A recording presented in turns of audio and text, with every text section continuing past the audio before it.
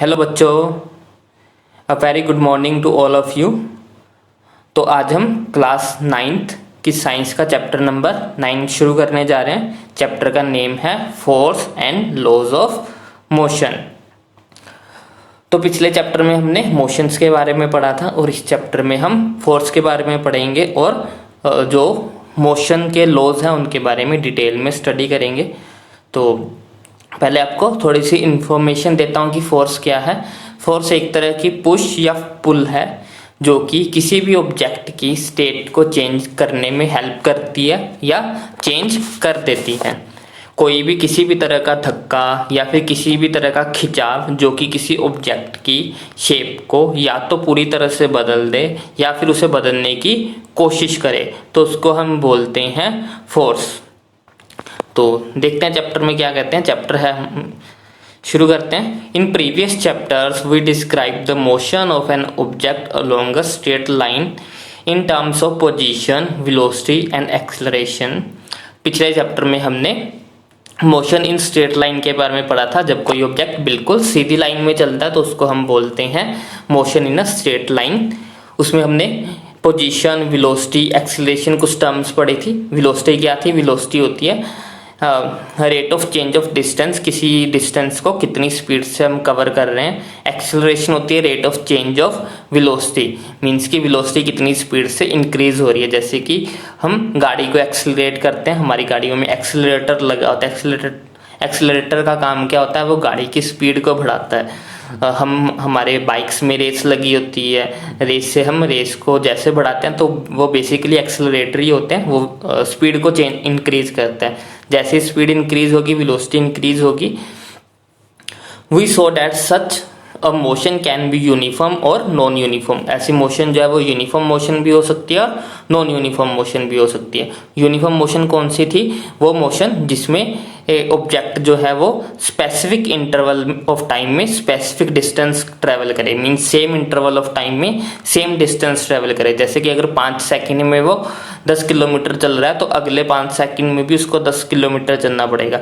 Means हर 5-5 second पे वो same distance cover करेगा। ऐसा नहीं होगा कि किसी में 5 किलोमीटर कर रहा है, किसी में 10 कर रहा है, किसी में 15 कर रहा है, किसी में 1 कर रहा है, तो फिर वो नॉन यूनिफॉर्म हो जाएगा। नॉन यूनिफॉर्म मोशन में स्पीड कभी बढ़ती है, कभी कम होती है, कभी बढ़ती है, कभी कम होती है, लेकिन यूनिफॉर्म मोशन में जो स्पीड है वो हमेशा फिक्स रहती है। We have not yet discovered what cause of motion. Why does the speed of object change with the time. अभी तक हमें ये नहीं पता, इस चैप्टर के पढ़ने से पहले तक हमें ये नहीं पढ़ता, क्योंकि 8th चैप्टर में हमने सिर्फ मोशन के बारे में पढ़ा था। उस टाइम हमने ये नहीं पढ़ा था कि मोशन क्यों हो रही है, मोशन स्पीड जो है वो कम ज़्यादा क्यों होती है। उन सब का जो कारण है वो फोर्स है, जो कि हम इस चैप्टर में पढ़ेंगे। Do all the motions require a cause? So if so, what is the nature of this cause? In this chapter we shall make an attempt to quench all such curiosities. इस chapter में हम इन सभी questions के बारे में का answer ढूंढने की कोशिश करेंगे। तो For many centuries, the problem of motion and its cause has puzzled scientists and philosophers. काफ़ी लंबे टाइम तक मोशन और उसके होने के कारण जो हैं ये साइंटिस्टों को परेशान करते रहे। साइंटिस्ट काफ़ी लंबे टाइम तक ये नहीं पता लगा पाए कि मोशन और उसके कारणों में क्या रिलेशनशिप है। क्या हर मोशन को पॉसिबल करवाने के लिए हमें किसी न किसी कोज की जरूरत पड़ती है? हर मोशन का कोई ना कोई कारण होता है या नहीं होता? ये सब पता लगाने में साइंटिस्टों को काफ़ी मेहनत करनी पड़ी। A ball on the ground when a small hit does not move forever. अगर हम बॉल को हिट करते हैं तो वो हमेशा के लिए ही मूव नहीं करती रहती, वो थोड़े टाइम के लिए मूव करती है, उसके बाद वो रुक जाती है। Such observation suggest that the rest is the natural state of an object. तो ऐसे जब हम किसी बॉल को किक मारते हैं तो थोड़े टाइम बाद वो रुक जाती है। तो यहाँ से ये पता लगता है कि जो रेस्ट की स्टेट है, जो कि वो स्टेट जिसमें कोई ऑब्जेक्ट मोशन नहीं कर रहा, वही जो है वो यूनिवर्सल स्टेट है। ज़्यादातर ऑब्जेक्ट जो है वो रेस्ट में रहने की ही कोशिश करते हैं। अगर हम उनको मूव करवाते हैं तो वो थोड़े टाइम के लिए मूव तो ज़रूर होते हैं, लेकिन उसके बाद वो रुक जाते हैं। तो जो रेस्ट है वही हमारी नेचुरल स्टेट है। ज़्यादातर जो ऑब्जेक्ट्स हैं वो हमेशा रेस्ट की स्टेट में ही रहने की कोशिश करते हैं। This remained the belief until Galileo Galilei and Isaac Newton discovered an entirely different approach to understand the motion। और ये विश्वास, ये थ्योरी तब तक रही जब तक कि गैलीलियो और न्यूटन ने एक बिल्कुल नई अप्रोच की डिस्कवरी नहीं की। उन्होंने, जो न्यूटन था, उन्होंने मोशन के बारे में बिल्कुल ही जो पुरानी थ्योरीज को थी उनको चेंज कर दिया था। उसने एक बिल्कुल नई थ्योरी दी थी हमें। In our everyday life, we observe that some efforts is required to push a stationary object into motion or to stop a moving object। हम अपनी डेली की लाइफ में देखते हैं कि हमें किसी भी स्टेशनरी ऑब्जेक्ट को, मीन्स कि ऐसे ऑब्जेक्ट को जो कि स्टेट ऑफ रेस्ट में है, उसको मूव करवाने के लिए, या फिर किसी ऑब्जेक्ट को जो कि मोशन में है उसको रोकने के लिए हमें कुछ ना कुछ एफर्ट लगाने पड़ते हैं, हमें कुछ ना कुछ उनको प्रोवाइड करना पड़ता है। जैसे कि अगर हम किसी ऑब्जेक्ट को चलाना चाहते हैं तो हमें उसको धक्का मारना पड़ता है, और जब हम किसी ऑब्जेक्ट को रोकना चाहते हैं तब हमें उसको पुश पुल करके रोकना पड़ता है। तो हमें कुछ ना कुछ काम करना पड़ता है किसी भी ऑब्जेक्ट को या तो मोशन में लाने के लिए या उसे मोशन में से बाहर निकालने के लिए। We ordinarily experience this as muscular effort and say that we must push or hit or pull on an object to change its state of motion। तो जर्नली हम अपनी मस्कुलर फोर्स लगाते हैं, मीन्स हम अपनी बॉडी का जोर लगाते हैं। हम किसी को धक्का मारते हैं या किसी को खींचते हैं, पुश या पुल करते हैं, तो उसमें हम अपने मस्कुलर फोर्स को यूज़ करते हैं। तो हम ये कह सकते हैं कि हमें किसी ऑब्जेक्ट को कि जो स्टेट ऑफ मोशन है उसको चेंज करने के लिए या तो हमें उसे पुश करना पड़ता है या फिर उसको हमें पुल करना पड़ता है। स्टेट ऑफ मोशन का मतलब है कि वो जब चल रहा था। स्टेट ऑफ मोशन मतलब कि वो चलते टाइम, और स्टेट ऑफ रेस्ट होती है कि जब वो रुका हुआ है उस टाइम वो जिस स्टेट में था।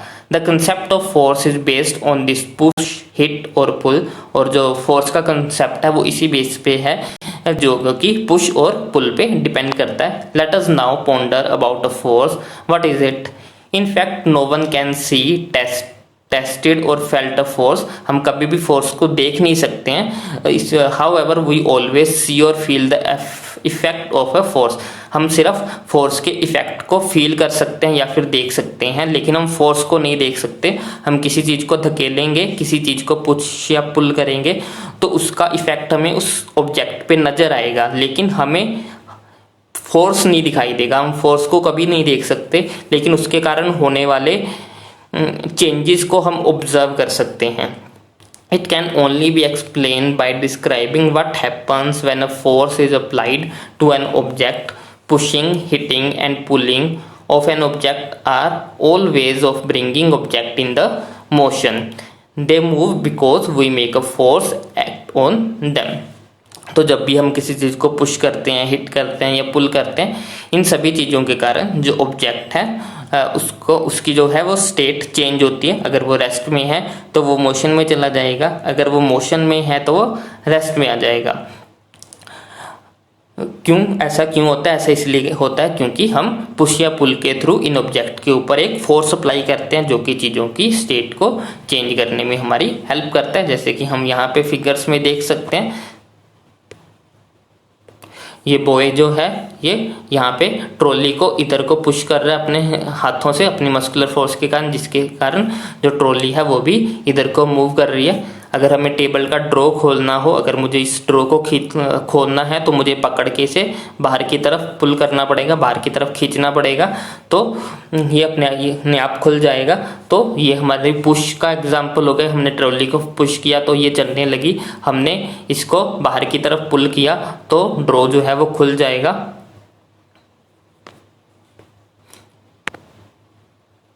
सेम यहाँ पे हॉकी स्टिक के साथ हम बॉल को क्या करते हैं, धकेलते हैं, उसको स्ट्राइक मारते हैं, उसको फोर्स देते हैं, जिसके कारण जो बॉल है वो फिर मूव करना शुरू कर देती है। तो ये कुछ एग्जांपल्स हैं कि कोई भी ऑब्जेक्ट जो है वो अपनी स्टेट को तभी चेंज करेगा जब हम उस पर किसी ना किसी तरह का फोर्स अप्लाई करेंगे। विदाउट फोर्स जो है वो कोई भी ऑब्जेक्ट मूव नहीं करता। यहाँ पे कुछ और एग्जांपल्स भी हैं। जैसे ये स्प्रिंग है हमारे पास, स्प्रिंग को अगर हम दोनों तरफ से ऐसे खींचना शुरू करेंगे तो उसकी शेप जो है वो चेंज हो जाएगी, वो लंबा हो जाएगा। और सिमिलर अगर हम इस बॉल को दोनों तरफ से हाथ लगा के दबाना शुरू करेंगे एक दूसरे की तरफ, तो बॉल जो है वो श्रिंक हो जाएगी, छोटी हो जाएगी। अगर वो पहले बड़ी होगी तो बाद में जब हम उसे दबाएंगे तो वो दबाने के कारण धीरे धीरे धीरे उसका साइज जो है वो कम होता चला जाएगा। तो ये कुछ एग्जाम्पल्स है जिसके थ्रू हम बता सकते हैं कि फोर्स के कारण किसी ऑब्जेक्ट की स्टेट चेंज होती है। अब यहाँ पे दोनों में फ़र्क क्या है? दोनों में फ़र्क ये है कि जो ये वाले दोनों एग्जाम्पल्स है, तीनों एग्जाम्पल्स, यहाँ पे ऑब्जेक्ट की मोशन चेंज हो रही है और यहाँ पे ऑब्जेक्ट की शेप चेंज हो रही है। यहाँ पे वो मूव कर रहा था, ट्रॉली मूव कर रही थी, ड्रॉ बाहर आ रहा था, बॉल ने मूव किया, लेकिन यहाँ पे ट्रॉली की शेप में कोई फ़र्क नहीं आया, ड्रॉ की शेप में कोई चेंज नहीं आया, बॉल की शेप में कोई चेंज नहीं आया। लेकिन इस केसेस में क्या हुआ, इन दोनों में जो है वो शेप चेंज होगी। हमने उसको जब खींचा तो उसकी स्प्रिंग की जो लेंथ है वो इंक्रीज होगी, वो लंबी होगी। जब हमने बॉल को दबाया तो वो पिचक गई, वो छोटी होगी। तो इसमें यहाँ पे वो ऑब्जेक्ट की मोशन को चेंज करता है, मोशन ऑफ स्टेट को चेंज कर रहे हैं फोर्स के थ्रू, और यहाँ पे हम उसकी शेप को चेंज कर रहे हैं। तो हम ये कह सकते हैं कि फोर्स की हेल्प से हम ऑब्जेक्ट की स्टेट ऑफ मोशन को भी चेंज कर सकते हैं और हम उसकी शेप को भी चेंज कर सकते हैं।